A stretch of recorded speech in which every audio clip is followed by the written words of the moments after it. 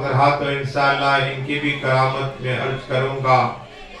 70ویں تاریخ میں غوث پاک کی منائی جاتی ہے اور لال شاہ بابا کی منائی جاتی ہے، لیکن آؤ ایک مجھے بات یاد آئی کہ درود کیا ہے۔ ہمارے پیر خواجہ حبیب اللہ شاہ چشتی، قادری، سہروردی، نقشبندی، قلندری، اویس شریف، اجمیر شریف، یہ تو جب فون کرتے ہیں تو درود پڑھتے ہیں اور پھر رکھتے ہیں تو بھی درود پڑھتے ہیں۔ ان کا ورد ایک ہی ہے، بیٹھنا بھی درود، کھڑے ہو کر بھی درود، اور ایک ہی بات کرتے ہیں مریدوں کو کہ تم بھی بیٹھتے اٹھتے درود شریف پڑھا کرو۔ اب درود کا ورد کیا ہے؟ مجھے بغداد شریف کی بات یاد آئی کہ پیروں کے پیر روشن جمیر غوث اعظم دستگیر جہاں آرام فرما بغداد شریف، اور ان کے قریب جاؤ تو کربلا شریف آتا ہے، جہاں تاجدار کربلا، جنتی نوجوان کے سردار اور جنتی مرد، مولائے کل مولا علی کی اولاد حضرت فاطمہ طاہرہ لخت جگر کی اولاد امام حسین کا مزار۔ اور بتانا یہ ہے کہ میرے غوث پاک دستگیر اعظم یا آج آرام فرما رہے وہی بغداد شریف کی ایک مجھے بات یاد آئی کہ غریب شخص رہتا تھا لیکن وقت کے ساتھ نماز پڑھتا اور تہجد گزار تھا۔ کیا ہے آقا فرماتے صلی اللہ تعالی علیہ وسلم کہ جو بھی رات کو اٹھ کر اللہ کی یاد میں اور تہجد کی نماز پڑھے گا، اللہ بغیر حساب اور کتاب جنت عطا فرما دے گا۔ کہو سبحان اللہ۔ تو تہجد ہم دعا کریں کہ اللہ ہم سب کو تہجد گزار بنا دے۔ وہ تہجد کی نماز بھی پڑھتا تھا، غریب تھا، لیکن اللہ اللہ اللہ کا ذکر کرتا، رسول ہاشمی صلی اللہ تعالی درود شریف پڑھا کرتا تھا۔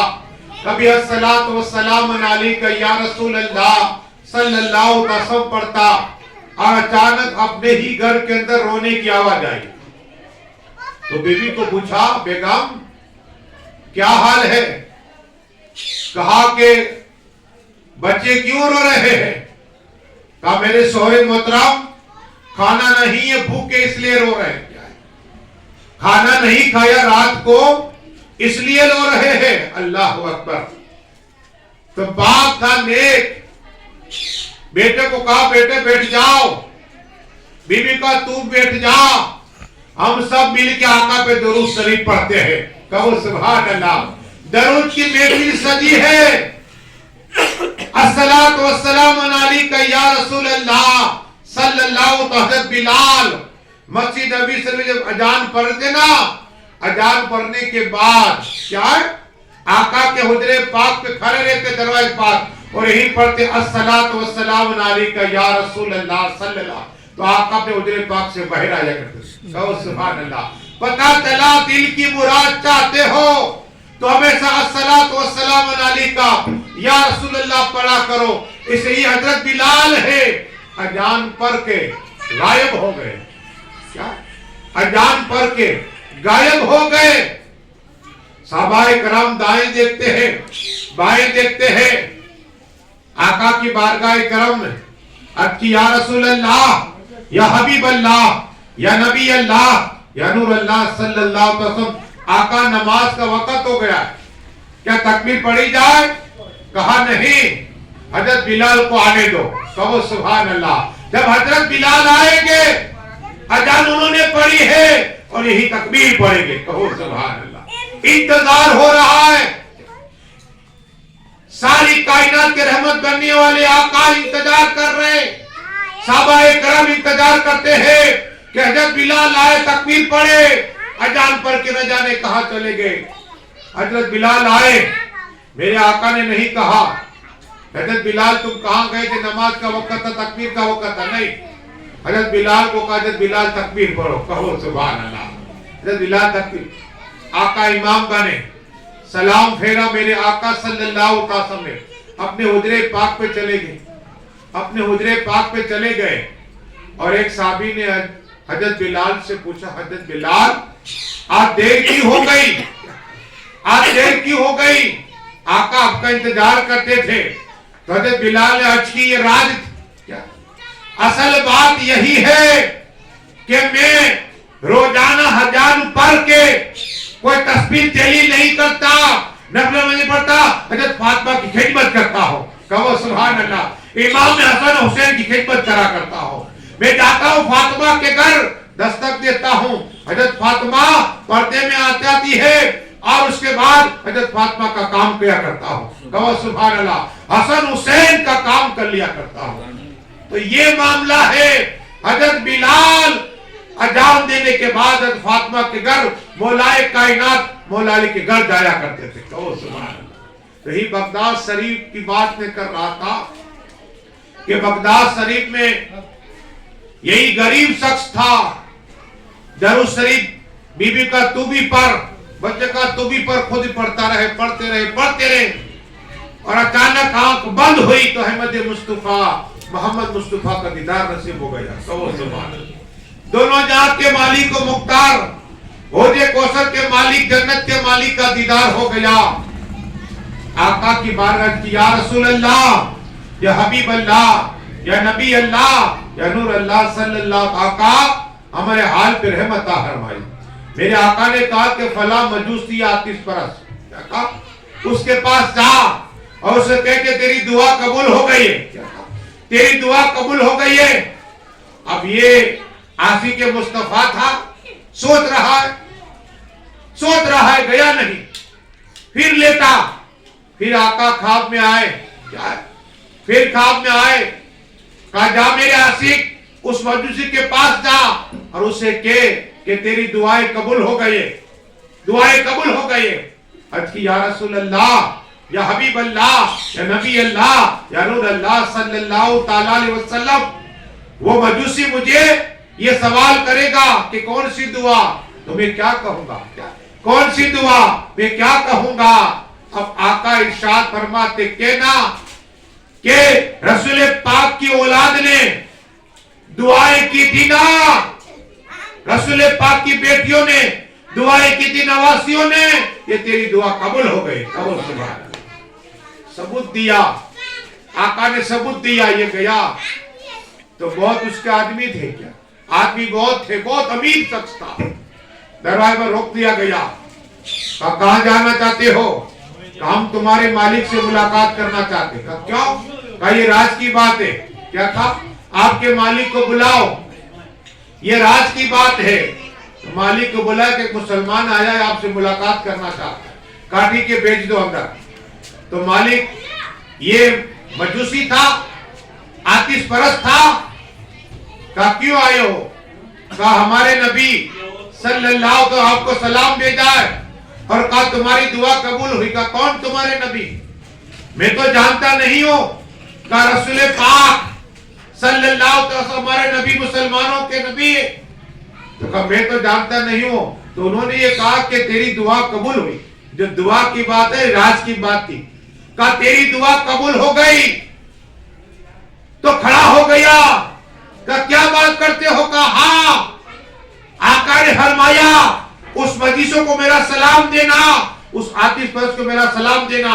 کہا تیری دعا قبول ہو گئی ہے؟ تو کہا اچھا۔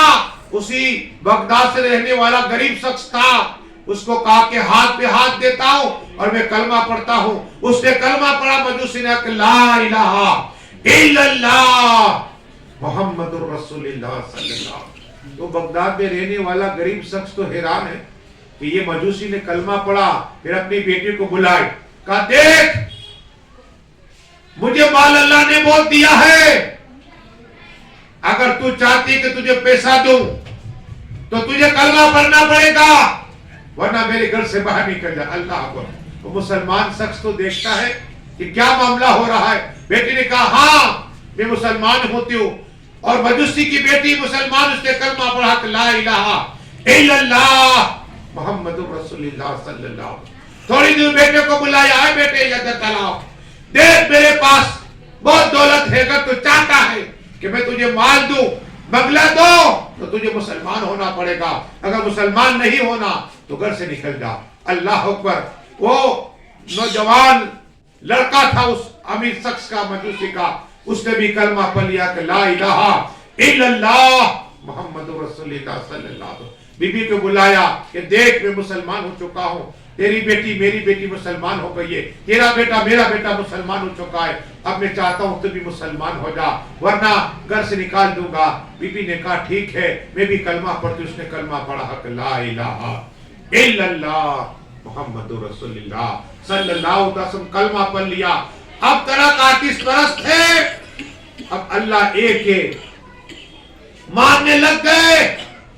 جتنے آدمی تھے ان کو بلایا، کاریگروں کو، خادموں کو، کہا دیکھو اگر آپ چاہتے ہو کہ اسی گھر میں رہیں اور مال ملے تو مسلمان بننا پڑے گا ورنہ میرے گھر سے باہر نکل جاؤ۔ سب نے کہا کہ آپ ہمارے مالک ہیں، آپ ہمارے سیٹ ہیں، ہم کلمہ پڑھتے۔ سبھی نے کلمہ پڑھا کہ لا الہ الا اللہ محمد صلی اللہ تعالی وسلم۔ وہ مسلمان بغداد میں رہنے والا شخص حیران ہے کہ یہ لوگ سب لوگ مسلمان ہوتے جا رہے ہیں، معاملہ کیا ہے؟ کہا اب تو تم بھی مسلمان آتش پرست ہے، اب راز کیا یہ بتا دو۔ کہ راز یہ ہے کہ میری اس دیوار کے پیچھے مولا کائنات مولا علی مشکل کشا کی ایک اولاد رہتی ہے، ان کے گھر والے رہتے ہیں۔ وہ جب میرے لڑکے کی شادی تھی تو بچیوں کی رونے کی آواز آ رہی تھی اور اپنی امی کو کہتے امی جان ہمارے پڑوس میں بہترین خوشبو آ رہی ہے کھانے کی، ہمیں کھانا نہیں بھیجا۔